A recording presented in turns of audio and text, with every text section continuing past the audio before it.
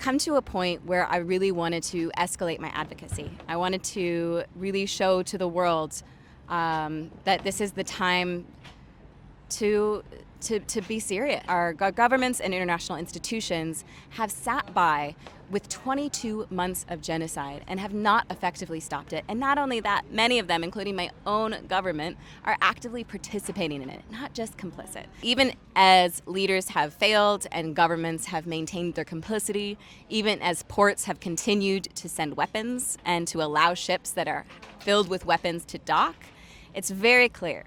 And I hope that this flotilla is a symbol of this, and the coordinated mobilizations that will be around the world, that the world stands for truth and justice in Palestine, and especially to my own government, which has continued to break its own laws, including the Leahy laws and the Foreign Assistance Act, to continue to send weapons to Israel, which is preventing aid from being adequately distributed in Gaza, from preventing aid from even entering Gaza, from promoting militarized aid through the GHF, for promoting the war crimes, for sending American citizens to co-commit war crimes with the Israeli occupation army. So my message to my own country is that it's time to end this. U.S. citizens are going to be on board these boats because the U.S. government has failed, because the U.S. government has remained not only complicit but a participant in this genocide. Before this flotilla, there were 37 maritime missions to Gaza since Israel's illegal siege began in 2007. So this flotilla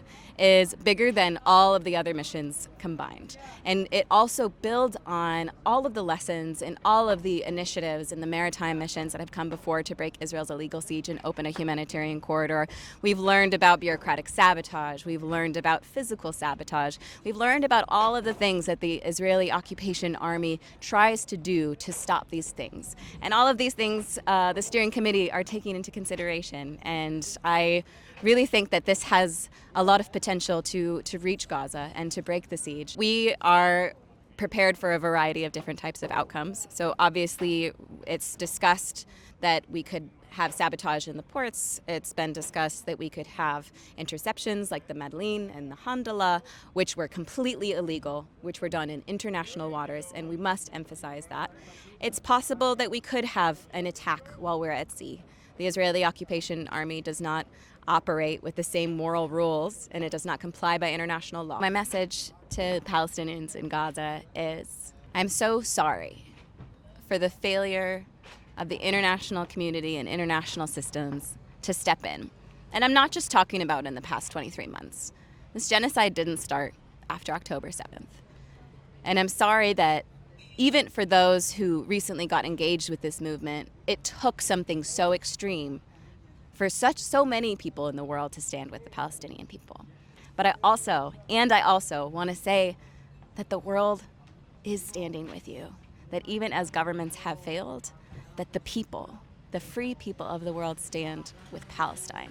And my message to the journalists who have given their lives and are risking their lives to tell the truth is, thank you. What you have done is not just report on Gaza. What you have done is not just report on Palestine. You have awakened the entire world. You have showed us what our governments are capable of. You have revealed that many democracies are fake. You have freed us of so many illusions. And we owe everything to you. The truth that you risk your lives for is setting us free. And we're going to do everything that we can to make sure that that is not in vain.